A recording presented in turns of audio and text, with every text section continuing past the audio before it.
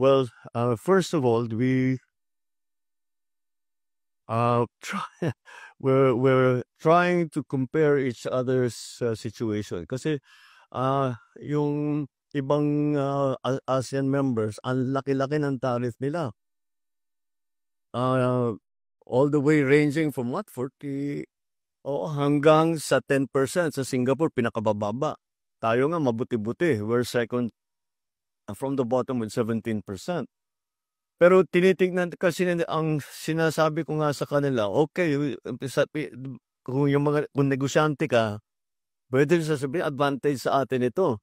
Dahil kaunti lang yung tariff sa atin, mag-export tayo, di ba? Imbis na sila mag-export, dalhin nila rito yung pabrika, whatever it is, and then dito so 17% lang ang tariff. Pero kung isipin mo, kung you keep thinking about this, who do we do business with? ASEAN. Kung bagsak sila, who do we do business with? Kung bumibili sila ng 100 tons of, I don't know, coconut every year, every month, whatever the number is. Tapos humina ang kanilang ekonomiya. They can only buy 20. What will we do with the remainder? Hahanap na naman tayo ng markets. But if everybody is down, then everybody's markets will shrink. So this is it's a real problem. I also had a actually good conversation with the premier of China, and I asked him, Premier, what do you think this will be? He says, well, we do not want any of this. They don't want this war. And I said, we're very worried because China is the biggest economic driver in the region. And of course, we watch very closely what is happening to the economy in China because it affects all of us. Because once again, we trade with China. We have many investments in China and we have many Chinese investments in the Philippines.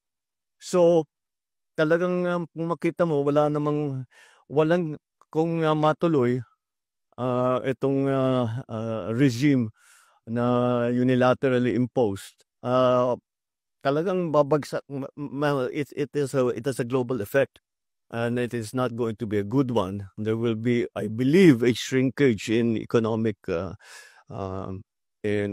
activity. I hope not. I hope I'm wrong.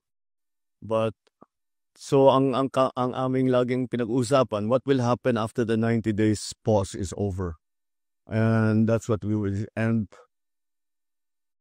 basically, we're just guessing. We don't know.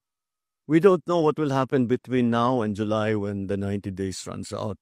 We don't know how it will be different from each one country to the other. The reason I asked the premier of China is because sabi ko, you're the center of attention. So I wanted to see what your insights were.